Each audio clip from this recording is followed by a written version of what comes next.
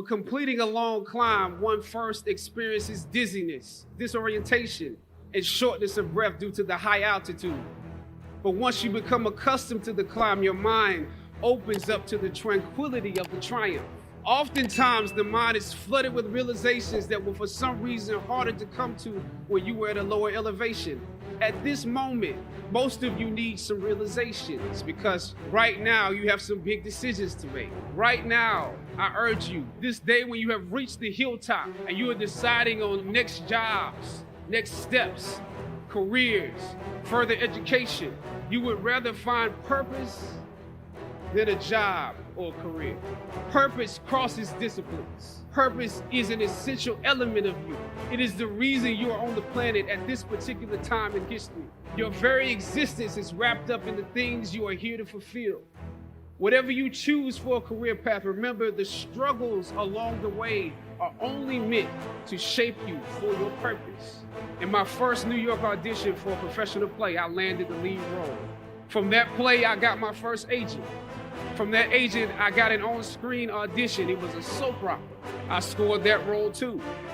I felt like Mike Tyson when he first came on the scene, knocking out opponents in the first round. You very often get the script the night before and you shoot the whole episode in one day with little to no time to prepare.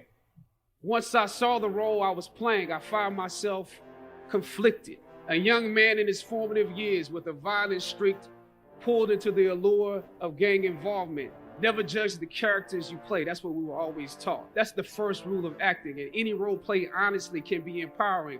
But I was conflicted because this role seemed to be wrapped up in assumptions about us as Black folk. The writing failed to search for specificity.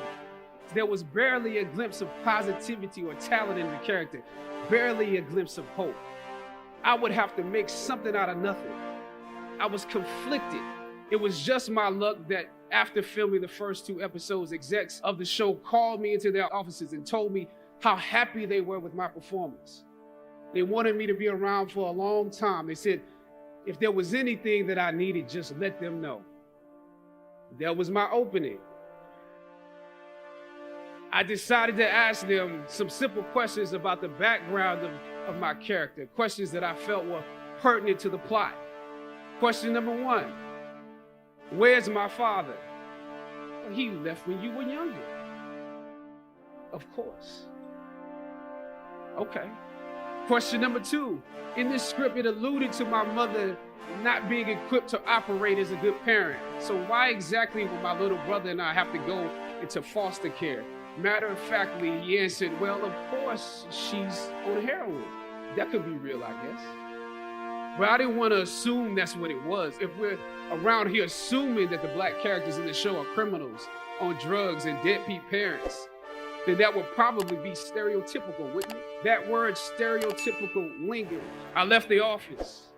I shot the episode I had come in to shoot on that day. Probably the best one I did out of the 3 because I got what was bothering me off my chest on the next day. Phone call from my agent. They decided to go another way. I was let go from that job. The questions that I asked set the producers on guard and perhaps paved the way for a less stereotypical portrayal for the Black actor that stepped into the role after me.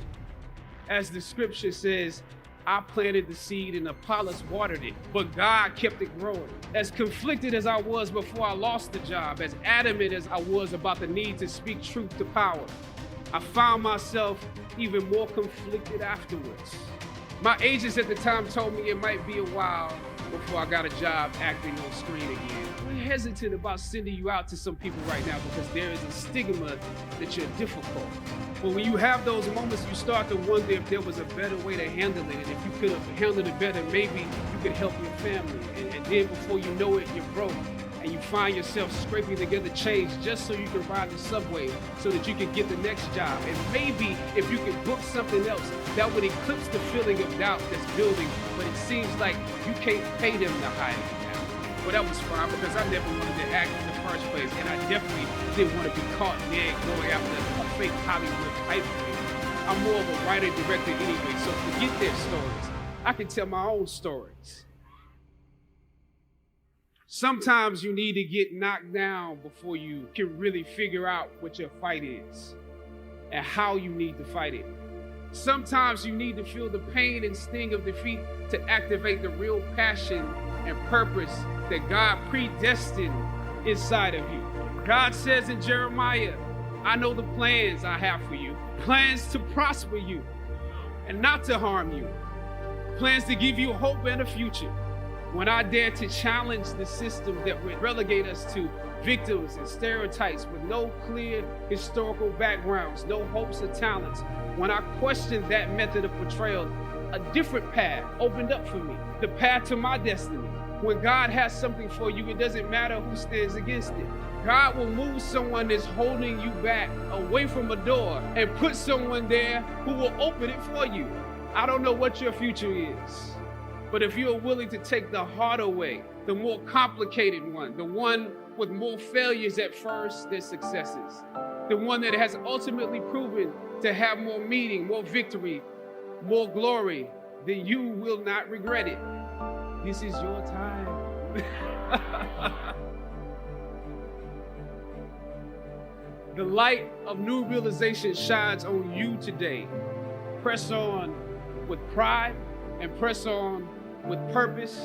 Invest in the importance of this moment. So savor the taste of your triumphs. Don't just swallow the moment whole without digesting what has actually happened in your breath, in your eyes, in your consciousness. Look down over what you conquered and appreciate what God has brought you through.